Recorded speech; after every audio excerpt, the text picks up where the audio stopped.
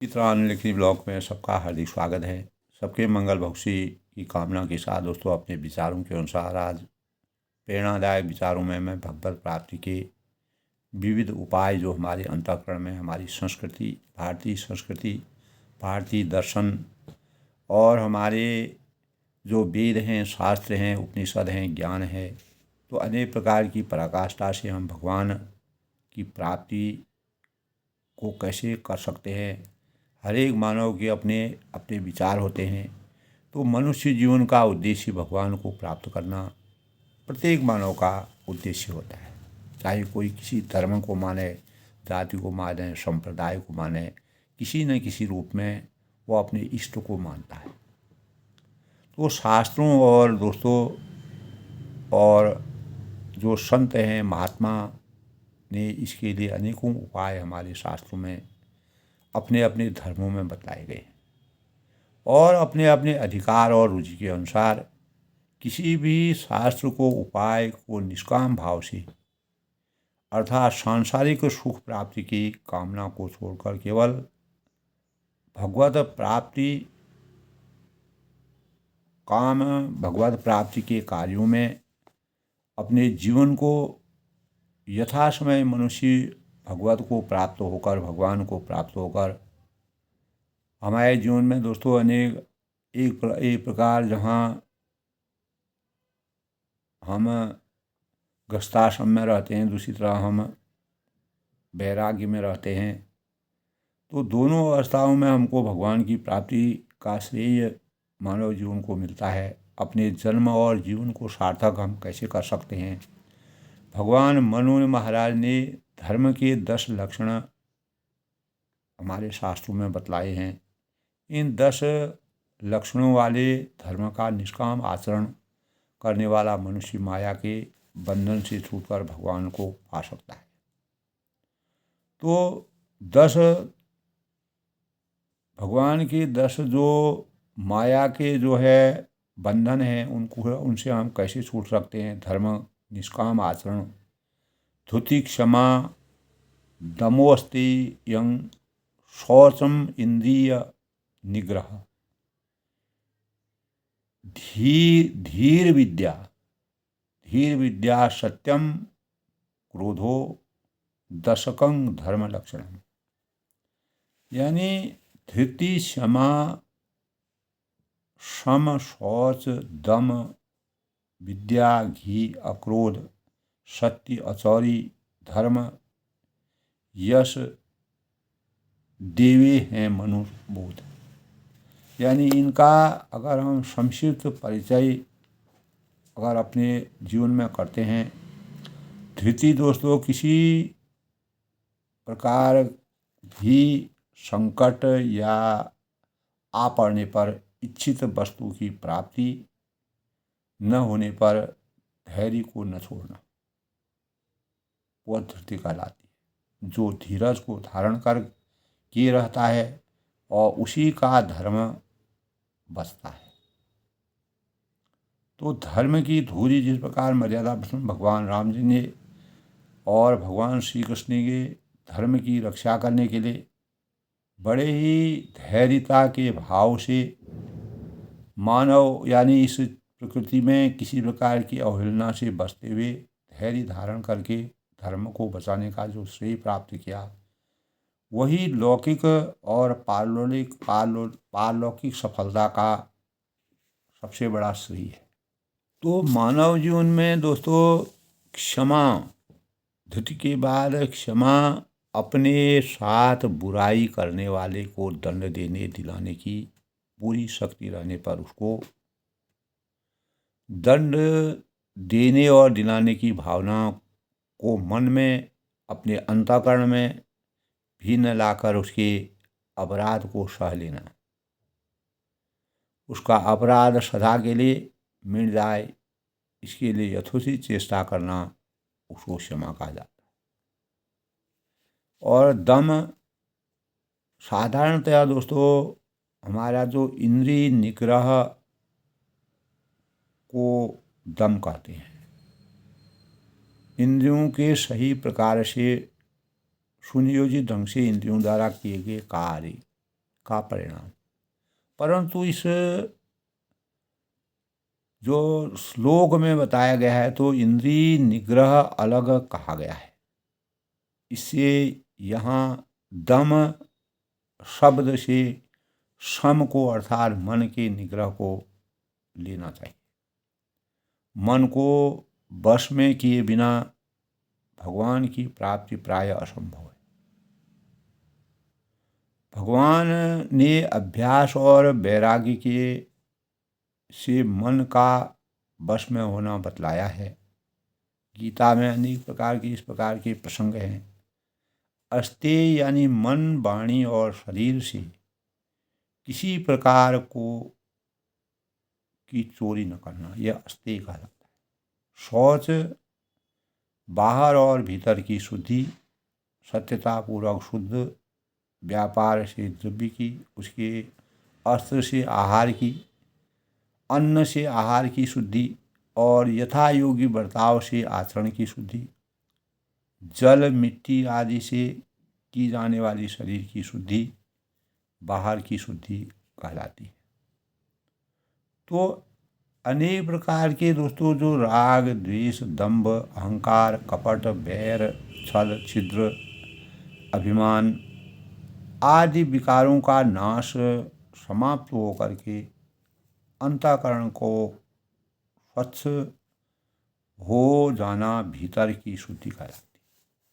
जब हम अंतर मन से शुद्ध हो जाते हैं तो इंद्रिय निग्रह होता है दोस्तों। दम इंद्रियों को उनके विषय रूप, रस, गंध, शब्द और स्पर्श की इच्छानुसार न जाने देकर अनिष्टकारी विषयों से हटाए रखना, उनसे दूरी बनाए रखना और कल्याणकारी विषयों में अपने ध्यान को लगाना।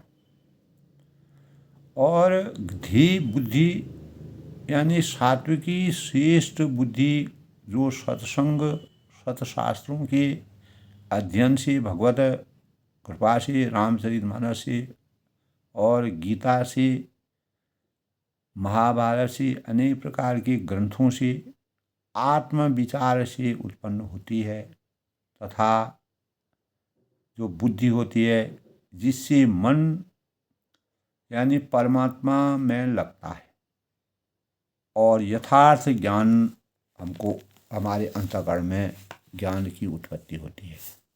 तो इसी प्रकार दोस्तों विद्या है, ये वह आध्यात्म विद्या जिसको भगवान ने अपना स्वरूप बताया और जो मनुष्य को अविद्या से छुड़ाकर परमात्मा के परम पद को प्राप्त कराती है। सत्य है दोस्तों यथार्थ और प्रिय भाषण, अंतःकरण और इंद्रियों से जैसा निश्चय किया हो वैसा ही प्रिय शब्दों का कहना, मन, मनसा, वाचा, कर्मणा की परिशुद्धता तथा यह ध्यान में रखना कि इससे किसी निर्दोष प्राणी का नुकसान नहीं हो जाएगा। हम कोई भी कार्य अपने जीवन में करते हैं तो जो दोषहीन है, जो उस कार्य में संलिप्त नहीं है, भगवान रामचंद्र ने जब समुद्र पार कर रहे थे तब उन्होंने जो है निर्दोष प्राणियों को मरने से बचने के लिए समुद्र को भयभीत करने का प्रयास किया। तो यही भाव सुधीजन जो महान लोग होते हैं, जो इस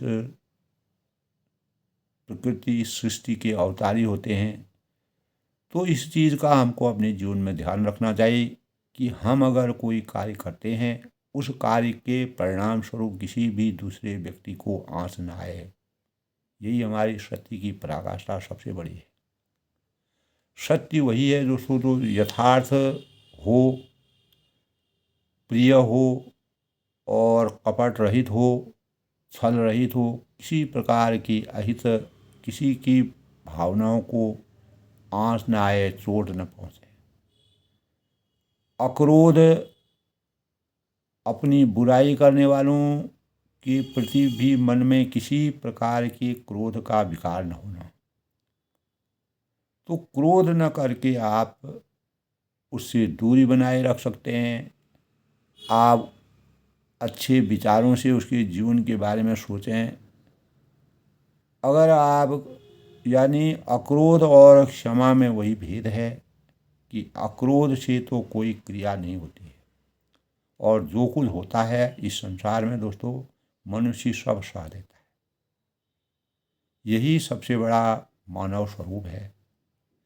भगवान रामचंद्र जी ने अपार सहन शक्ति, जिस प्रकार समुद्र धरती में इतनी सहने की शक्ति है, धरती उसकी प्रतीक मानी जाती है, मन में विकार पैदा नहीं होने देना, परंतु इससे हमारी बुराई करने वालों का अपराध क्षमा नहीं होता। उसका फल उसे न्यायकारी ईश्वर द्वारा लोक परलोक में अवश्य मिलता है। तब कहा है, ईश्वर के घर देर है अंधेर नहीं है।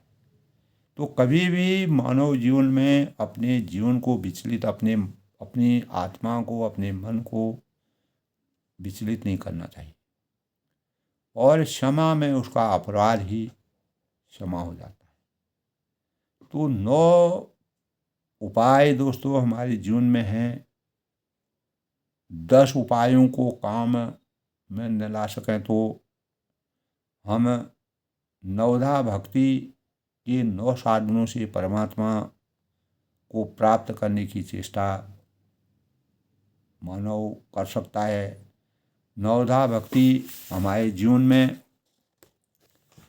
तो स्वर्णं कीर्तनं विष्णु, स्वर्णं पाद सेवनं, अर्चनं बंदनं दास्यं, संख्यम आत्मनिवेदनं, स्वर्णं कीर्तनं स्मरण नित्य, पर सेवन भगवान, पूजन बंदन दासीरथी, सुख समर्पण।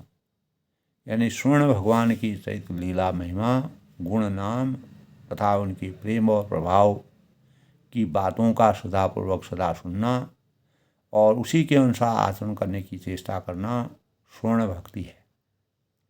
और श्रीमद् भागवत में दोस्तों भगवान स्वर्ण मात्र से ही धुंधकारी, जो शरीका पापी, जिसका बड़ा लंबा रहस्य है, वो भी मोक्ष की प्राप्ति कर गया। राजा परीक्षित आदि इसी श्रेणी के भक्त माने गए हैं। कीर्तन जो है दोस्तों, वो भगवान की लीला, कीर्ति, भक्ति, महिमा, चरित्र, गुण, नाम आदि का प्रेम पूर्वक कीर्तन करना कीर्तन भक्ति है।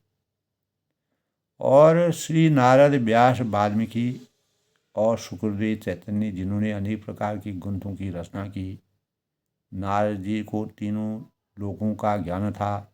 व्यास जी ने अनेक प्रकार की रचना की, वेद व्यास। वाल्मीकि जी ने रामचरितमानस को जिस प्रकार से सुप्रचारित करके, तुलसीदास जी ने उसका अनेक भाषाओं में जो रामचरितमानस को अपने अपने ज्ञान के अनुसार उसको मानव चेतना तक पहुंचाने का प्रयास किया। शुक्रदेव महाज्ञानी, चैतन्य, जिन्होंने भगवान कृष्ण भगवान के अवतरण से लेकर के संपूर्ण भावों का जो वर्णन किया है, ये लोग जो हैं दोस्तों उसी श्रेणी में आते हैं। तो श्रवण सदा अनन्य भाव से भगवान के गुण प्रभाव सहित उनके स्वरूप का चिंतन करना, मनन करना, ध्यान लगाना, बारंबार उन पर मुग्ध होना, श्रवण शक्ति भक्ति कहलाती है। श्री प्रहलाद जी ने और श्री ध्रुव जी ने, श्री भरत जी ने, श्री भीष्म जी ने गोपियों आदि श्रेणी के भक्त माने जाए हैं, जिन्होंने भगवान श्री कृष्ण की भक्ति में अपना, भगवान श्री कृष्ण ने किस प्रकार से लीलाओं से सम्मोहन के परिणाम स्वरूप गोपियों को जिस प्रकार से प्रसन्न किया, प्रहलाद के जीवन को हिरण्यकश्यप पिता के इतना राक्षसी माया में भगवान नास्तिक रूप में पिता से पैदा हुए प्रहलाद जी को भगवान की आसक्ति प्राप्त हुई। इस प्रकार ध्रुव जो हैं वह भगवान की भक्ति के रूप में अपने अटल स्वरूप से विराजमान रहते हैं। भरत जी ने अपने भाई के स्वरूप की मर्यादा को रामचरित मानस में रघुवंश की रीति को हमेशा मर्यादित करने का भावों का सृजन किया। ऐसे प्रकार भीष्म हैं, गोपियाँ हैं, तो इस श्रेणी के भक्त कहलाते हैं, जिनकी भक्ति में अपार छवि छुपी हुई है। पाद सेवन के द्वारा दोस्तों, जैसे भगवान ने जिस रूप की उपासना की है उसी उनके चरण सेवन करना, और भूत मात्र में परमात्मा को समझकर सबका चरण सेवन करना। अनेक प्रकार के ऋषि मुनियों के चरण सेवन करके भगवान रामचंद्र जी केवट ने जो है भगवान राम जी के चरण सेवन किए। अनेकों ऐसे उदाहरण मिलते हैं जो भगवान के चरणों का सेवन करके मोक्ष की प्राप्ति जिन्होंने की। श्री लक्ष्मी जी, श्री रुक्मिणी जी और श्री भरत जी इस श्रेणी के भक्त कहलाते हैं। तो पूजन, इसके बाद दोस्तों पूजन अपनी रुचि के अनुसार, अपने बुद्धि के अनुसार भगवान को किसी मूर्ति विशेष या मानसिक स्वरूप का नित्य भक्तिपूर्वक पूजन करना। मानसिक पूजन की विधि जाननी, अगर हम उसका ज्ञान अपने किसी भी मानव जीवन तक पहुंचाते हैं तो गीता यानी श्री प्रेम भक्ति प्रकाश का ज्ञान हमको होना जरूरी है। उसमें संपूर्ण विधि विधान का वर्णन है। और बंधन भगवान की मूर्ति को या विश्व भर को भगवान की मूर्ति समझकर प्रत्येक प्राणी मात्र के अंदर कस्तूरी कुंडल बसे मृग ढूंढे बनवाए, ऐसे गढ़कर राम है दुनिया देखी मान नाही। प्राणी मात्र को नित्य प्रणाम करना, वंदन करना, प्रत्येक अंतःकरण में भगवान की प्राप्ति, भक्ति के भावों का श्री अंकुर करना, श्री गणेश करना आदि बंधन भक्त के भाव में गिने जाते हैं। दास्य के रूप में श्री परमात्मा परमेश्वर को ही दोस्तों अपना एकमात्र स्वामी और अपने को उनका नित्य दास समझकर किसी भी प्रकार की कामना रखते पूर्ण निष्ठा मनसा वाचा करुणा के स्वरूप में भक्ति में लीन होते हुए, भक्ति करते हुए अपने कर्म भावों को कर्मण्येवाधिकारस्तु मा फलेषु कदाचन, फल की प्राप्ति से रहित अपने कर्म भाव में लिप्त रहना, श्रद्धा भक्ति के साथ नित्य नए उत्साह से भगवान की सेवा करना, और उस सेवा के सामने मोक्ष सुख को भी तुच्छ समझना। अगर हमको मोक्ष सुख की भी अनुभूति होती है तो हमको अगर भक्ति की श्रद्धा है तो उसको भी हम यानी मोक्ष सुख को भी हम तुच्छ समझते हैं। तो पार्वती के अंतःकरण में यही बातें थी। उन्हें भगवान शिव को मोक्ष सुख से भी अपार सुख समझा और भगवान शिव जी के में अपने जीवन को पूरा समर्पित किया। उन्होंने कहा कि शिव जी में भले महान कितने ही अवगुण हों, और सप्तऋषि से कहा कि अगर मैंने मन से, वचन से, कर्म से, अपने निष्ठा से, श्रद्धा से भगवान शिव को धारण किया है, उनको मनन किया है, तो जन्म जन्मांतर तक मैं उन्हीं के शरणागत रहूँगी, चाहे मेरा भला हो या बुरा।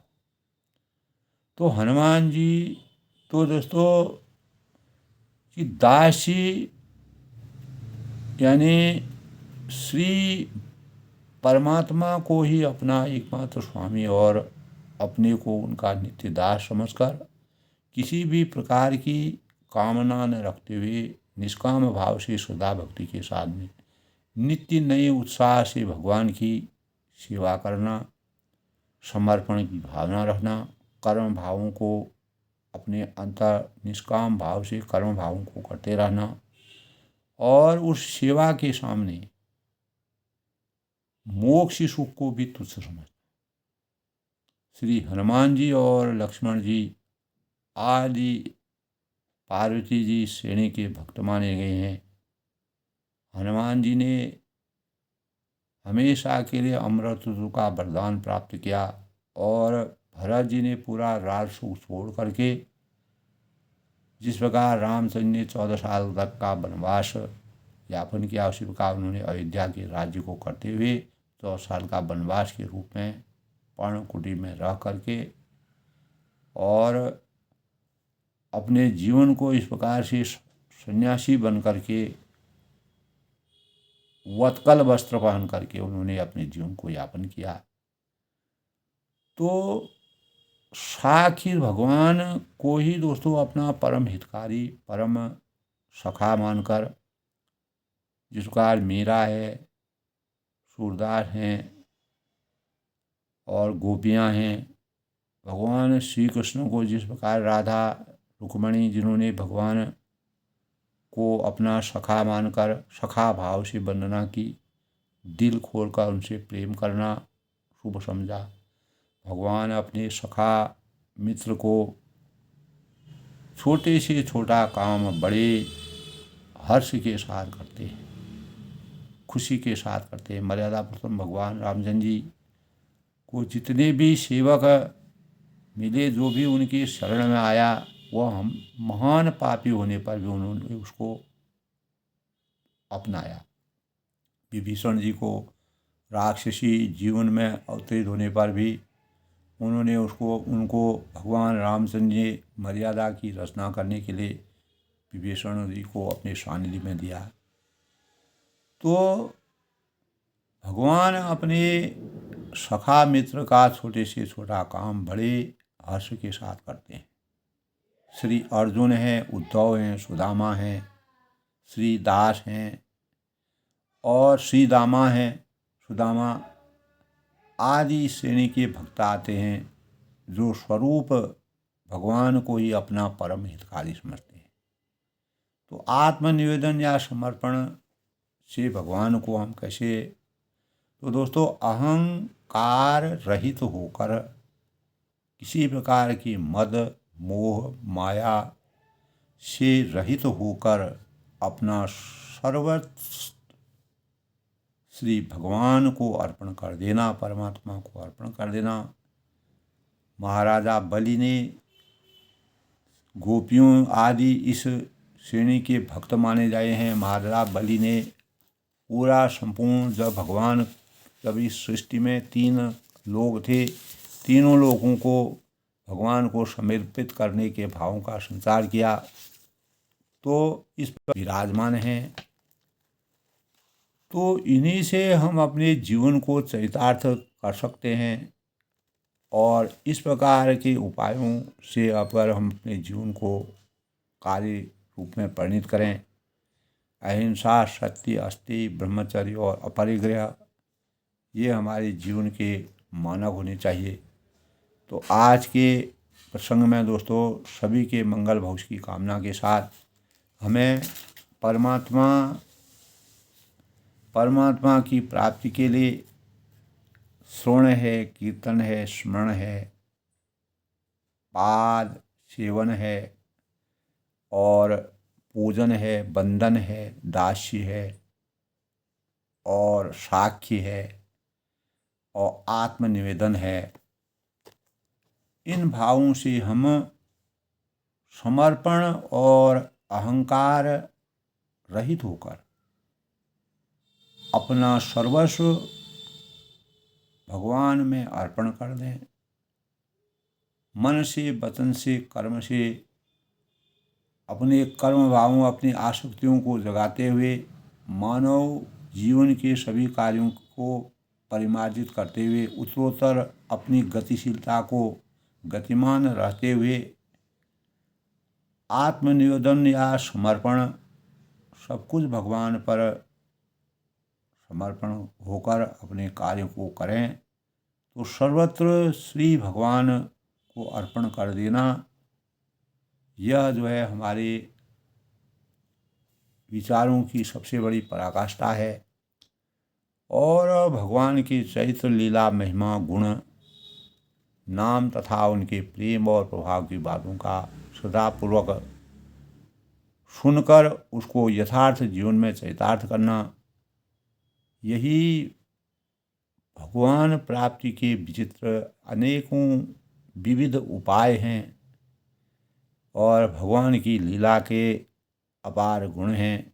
जब हम ऐसे भावों से अपने जीवन को चरितार्थ करते हैं, निश्चित ही मानव जीवन का कल्याण होगा। हमारे जीवन में शुचिता और सुंदर भावों का सृजन होगा। हम हमारे कार्यों में हमेशा सहजता रहेगी और हम मानवता के पूरे प्रतिमान के समान कार्य करने में समर्थवान होंगे। प्रत्येक भावी जीवन को इसी स्वरूप में अपने जीवन को ढालना चाहिए। यही हमारे जीवन का परम तत्व है। यही ईश्वर प्राप्ति के विविध उपाय हैं। यही मानव जीवन की सुंदर लक्ष्यों और सफलता की प्राप्ति के मानक हैं। सब लोग सुखी रहें, खुश रहें। मैं सबके उज्जवल भविष्य की कामना करता हूँ।